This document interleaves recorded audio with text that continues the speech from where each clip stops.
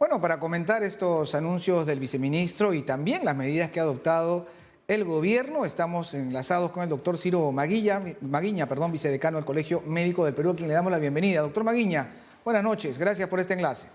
Buenas noches. Hoy es el día del paciente, 13 de agosto, y antes de contestar sus preguntas, en homenaje al martirio de Carrión, que enfrentó su enfermedad tan grave que pasó en el siglo pasado, y que hoy día hemos inaugurado el obelisco frente al Colegio Médico con presencia del presidente y la ministra de Salud, a los 135 médicos caídos. Quería esa noticia transmitirles en un día de mucha pena, mucha emoción.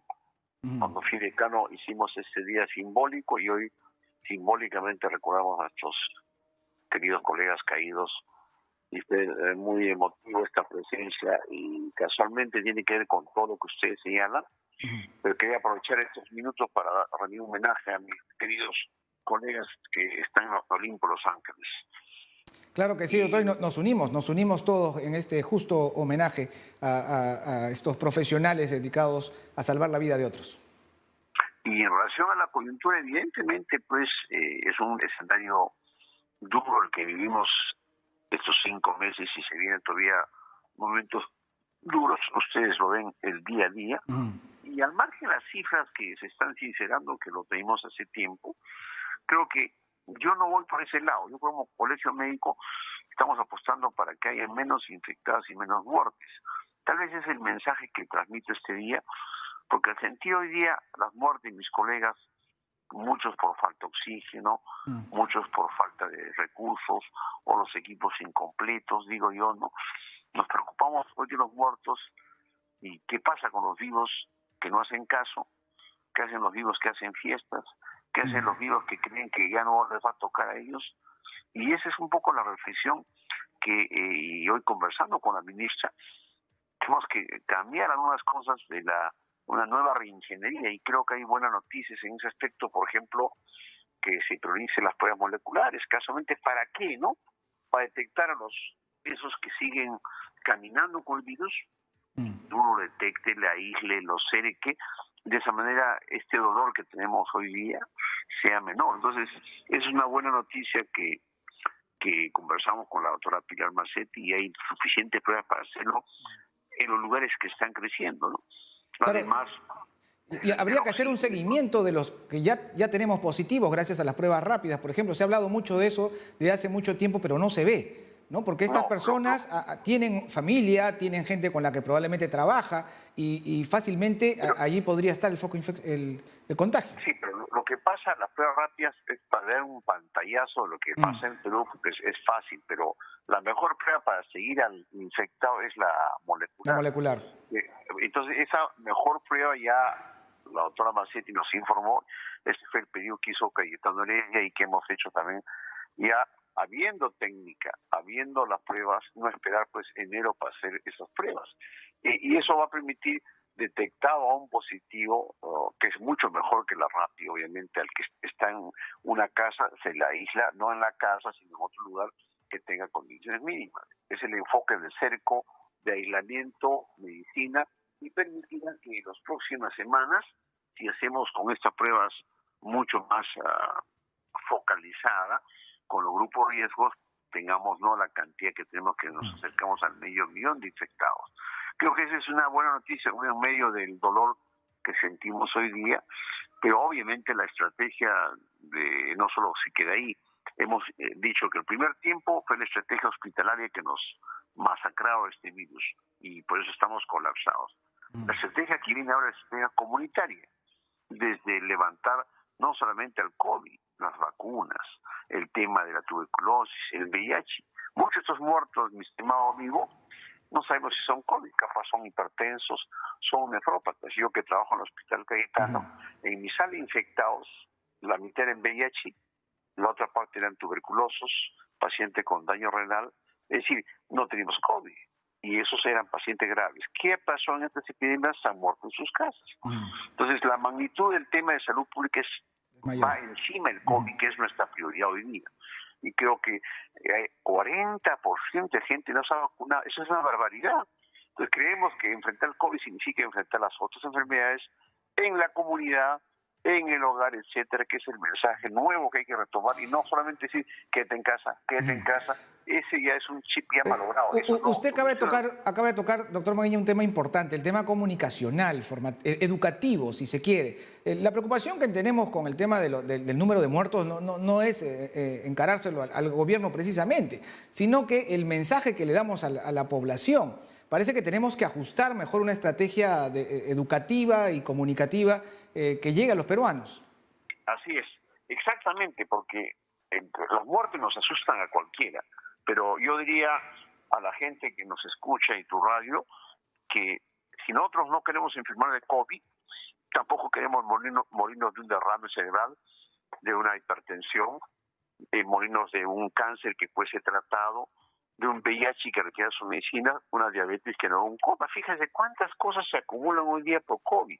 COVID es una enfermedad no tan letal como otras enfermedades, como el VIH al comienzo. 35 millones murieron por VIH. Por COVID mueren 800.000. No hay punto de comparación. Pero por preocuparnos tanto en COVID, hemos descuidado las otras cosas que son tan o más graves que el COVID. Y el Perú tiene ese registro de tener enfermedades de los ricos y los pobres. Entonces creo que la estrategia para esos muertos que duelen, que usted lo menciona como preocupación que es natural, enfrentemos las otras pandemias ocultas, yo diría, que la gente tiene que entender. Y está en la población ya hablar en la prevención del COVID, porque mire, la gente creo que hay que cambiar de valores, lo hemos dicho, es un tema cultural que va a costar mucho, pero confío siempre en la gente peruana. No es que más me quieres, más que te quiero, como dicen de hecho popular, ¿no? Te confío que cuando vean un familiar muerto, un amigo muerto, recién reflexionen. Y eso nos está pasando a todos, ¿no? Lamentablemente. No tengan miedo. Pero la idea es insistir en el tema educacional y preventivo. Que, miren, ¿cuál es lo mejor del COVID? Es la máscara. Entonces, veo en las calles de Lima, mi querida Lima, la gente irresponsable baja su máscara. Digo, 5 meses de mensajes que le hemos dicho por todas. Significa que la gente no es consciente, ¿no? En fin, ese es un poco el tema ya cultural que no va a cambiar con el COVID. Creo que es parte del... ¿Considera que las medidas anunciadas por el presidente de la República tendrán un impacto positivo en la prevención? Algunas como el tema familiar, creo que es correcto, las fiestas, esas cosas, creo... las cuarentenas ya así en los lugares donde crece la pandemia, si no se hacen los cercos comunitarios, puede tener el impacto que no lo tuvimos, o sea. Y el tema del domingo es muy criticado. Yo le he dicho, mire, ¿cuál es la data que en un domingo haya menos infectados? No lo sé.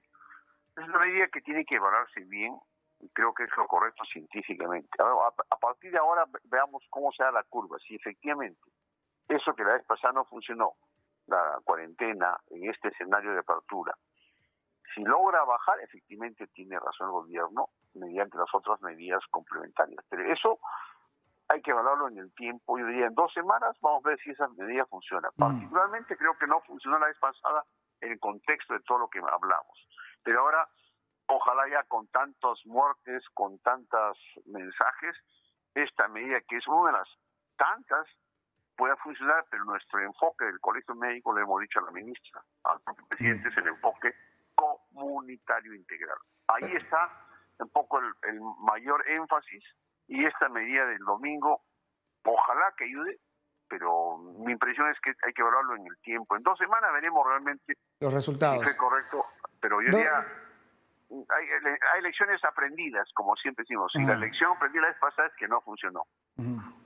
De acuerdo. Más allá de los discursos o del discurso del presidente de Vizcarra que le hemos escuchado más hace unas horas en este justo homenaje que se ha rendido a los médicos caídos en las instalaciones mismas, ¿no? del viejo Colegio Médico del Perú. Así es. Más allá del discurso del presidente, ¿ha habido un compromiso de parte del presidente para atender las demandas también que se siguen escuchando de todas partes del Perú de los médicos y de los profesionales de salud por mayor equipos de bioseguridad y otros aspectos?